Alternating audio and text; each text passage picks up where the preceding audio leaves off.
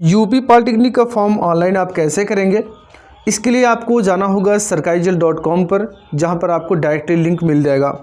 आप जाएंगे sarkarijal.com पर, एडमिशन वाले सेक्शन में आपको मिलेगा UP polytechnic Jacob 2024 online form. Click करेंगे, शॉर्ट नोटिफिकेशन दिया गया है कि ओबीसी जनरल के लिए कितनी फ़ीस कटनी है, इसकी लास्ट डेट कब है, और यहाँ पर जो एज दिया गया है 14 साल मिनिमम होना चाहिए। मैक्सिमम आपका कुछ भी हो सकता है, चाहे जब जितने साल के हों। ऑनलाइन करने के लिए ऑनलाइन अप्लाई क्लिक हियर के बटन पर आप क्लिक करेंगे तो उसकी ऑफिशियल वेबसाइट पर आपको लेकर चला जाएगा। यहाँ पर फ्रेश रजिस्ट्रेशन कैंडिडेट के लिए आप क्लिक करेंगे। इस पर जैसे आप क्लिक करेंगे, स्क्रॉल करते हुए आप नीचे की तरफ चले जाएंगे। आई एग्री के बटन पर आप क्लिक करिए, जहाँ पर अब इस वाले पेज पर आपका नाम, आपके पिता का नाम, आपकी माता का नाम यहाँ पर पूछा जाएगा। तो पहले वाले बॉक्स में अपना नाम, सेकंड वाले बॉक्स में फादर का नाम, थर्ड वाले बॉक्स में आप अपनी मदर का नाम डालेंगे और चौथे वाले बॉक्स में आप अपनी डेट ऑफ बर्थ फिल करेंगे। ध्यान रखें कि जो भी डेटा आप फिल कर रहे हैं वो डेटा आपके आधार कार्ड से भी मैच होना चाहिए और आप हाई स्कूल मार्कशीट से भी मैच होना चाहिए। अगर डिफरेंस है तो आधार कार्ड के अनुसार डेटा फिल करें, क्योंकि आधार वेरिफिकेशन भी यहाँ पर किया जाएगा। अब यहाँ पर अपना जेंडर चूज़ करेंगे और इस वाले जो टिक बॉक्स दिया गया इस पर आप टिक कर देंगे। फिर आप अपना आधार नंबर यहाँ पर फिल करेंगे और यहाँ पर एक आपसे मांगा जा रहा है, आप अपना मोबाइल नंबर देंगे और इस नेक्स्ट वाले बॉक्स में आप अपनी एक ईमेल आईडी देंगे। ध्यान रखें कि जो मोबाइल नंबर ईमेल आईडी आप दे रहे हैं उन पर ओटीपी भेजी जाएगी। ध्यान रखें आपके पास वो मोबाइल नंबर ईमेल आईडी मौजूद होना चाहिए और एक्टिव होना चाहिए। अब यहाँ पर आप एक पासवर्ड बना लेंगे जो कि 8 से लेकर 13 कैरेक्टर के बीच में होना चाहिए, जिसमें आपका नंबर होगा, अल्फ़ाबेट होगा और एक स्पेशल कैरेक्टर होगा। सबमिट करेंगे तो आपका प्रीव्यू दिखाई देगा। ये प्रीव्यू आप देखने के बाद कि आपका डेटा सब कुछ सही है, वेरीफाई आधार के बटन पर आप क्लिक कर दीजिएगा और ओके करें। देखिए आपका आधार वेरीफाई हो चुका है। अब यहाँ पर सबमिट एंड नेक्स्ट के बटन पर आप क्लिक करेंगे। आप देखें कि अब आपके मोबाइल नंबर पर, ईमेल आईडी पर जो ओटीपी भेजी गई है उस ओटीपी को फिल करेंगे और जो कैप्चा कोड दिया गया है इस कैप्चा कोड को फिल करेंगे और वेरीफाई एंड फाइनल सबमिट के बटन पर आप क्लिक कर दीजिए। इतना करते ही आप देखें कि आपका जो एप्लीकेशन नंबर है वो जनरेट कर दिया जाएगा। फॉर्म को फिल करने के लिए एप्लीकेशन फॉर्म के बटन पर आप क्लिक करेंगे, जहां पर कुछ डेटा है जो प्री फील्ड होंगी और कुछ डेटा आपको भरना होगा।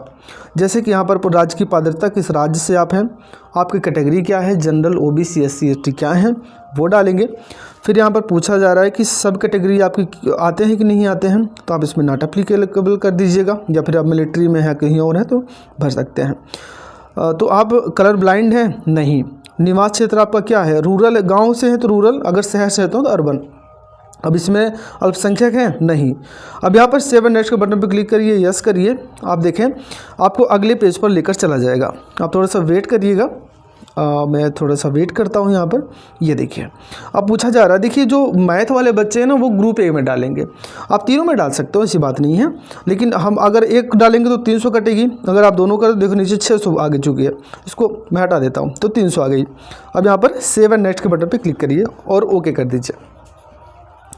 इतना करते ही आप देखें आपको अगले पेज पर लेकर जाएगा, जहाँ पर आपकी हाई स्कूल का डेटा मांगा जा रहा है कि आप पास हैं या अपीयरिंग हैं। तो अपीयरिंग वाले बच्चे भी इसमें फॉर्म को डाल सकते हैं, ध्यान रखिएगा, ठीक है ना। और यहाँ पर रजिस्ट्रेशन नंबर या रोल नंबर पूछा जा रहा है हाई स्कूल मार्कशीट का, अगर आप पास हैं तो।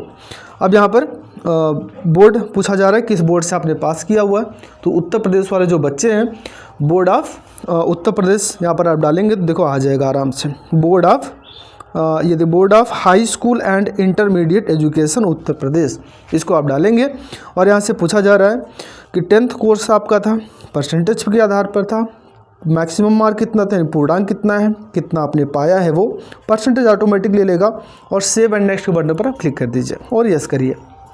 इतना करते ही आपको अगले पेज पर लेकर जाएगा, जहाँ पर आपका एड्रेस पूछा जा रहा है, अपने गाँव का नाम, आप अपने पोस्ट का नाम, अपने तहसील का नाम, आप अपने परगना जिसे कहते हैं वो, अपने ज़िले का नाम, ये सभी डेटा यहाँ पर आप फिल कर देंगे। फिर आपकी कंट्री आप फिल करेंगे, इंडिया आएगी ऑटोमेटिक।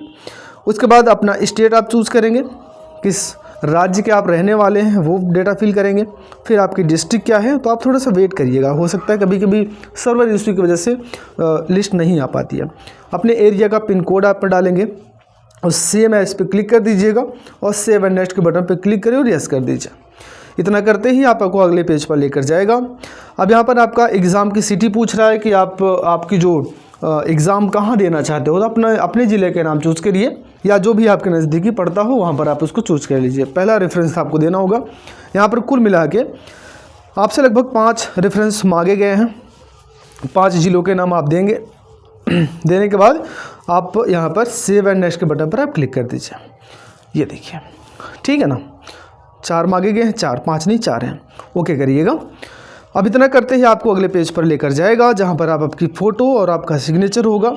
अब ध्यान रखिएगा आपकी जो फ़ोटो और सिग्नेचर है वो JPG में होना चाहिए। JPEG में होगा तो अपलोड नहीं हो पाएगा। 15 KB से लेकर 200 KB के बीच में आपका फ़ोटो और साइन दोनों होने चाहिए।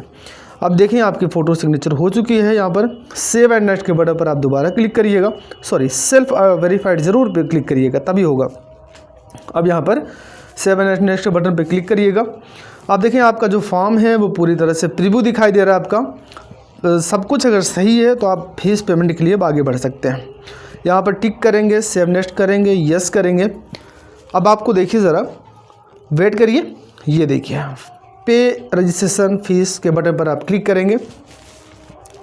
अब यहाँ पर देखें ऑनलाइन पेमेंट मोड है, कितना 300 रुपये कटना है, क्योंकि इन्होंने एक सब्जेक्ट डाला हुआ है, यानी कि एक ही ग्रुप के लिए डाला है।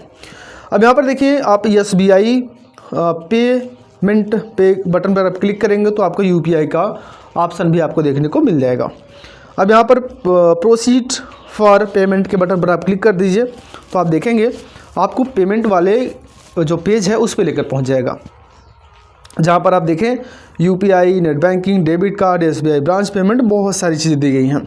हमको क्या करना है, चाहे आप नेट बैंकिंग से हों चाहे आप UPI के माध्यम से हों, तो ये जो पेमेंट है वो नेट बैंकिंग के माध्यम से हो रहा है। अगर आपको UPI करना है तो UPI के बटन पर आप क्लिक करेंगे, जहाँ पर QR कोड का भी ऑप्शन दिया गया है, QR कोड भी जनरेट किया जाएगा, या फिर आप अपनी UPI ID डालकर भी आप पेमेंट कर सकते हो।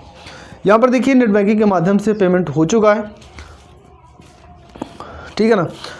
अब अगर आपको कोई प्रॉब्लम हो रही है तो मुझे कमेंट बॉक्स में ज़रूर बताइएगा कि हमें ये प्रॉब्लम हो रही है, तो हम आपकी सहायता वीडियो के माध्यम से ज़रूर करेंगे। अब इतना करने के बाद आप देखें आपका पेमेंट सक्सेसफुल हो चुका है। अब आपको थोड़ा सा वेट करना है। अब यहाँ पर गो बैक करिए। गो बैक करने के बाद यहाँ पर डाउनलोड कन्फर्मेशन पेज का एक ऑप्शन दिखाई दे रहा है, आप इस पर क्लिक कर दीजिए। जैसे आप क्लिक करेंगे तो आपका ये डेटा ओपन हो जाएगा।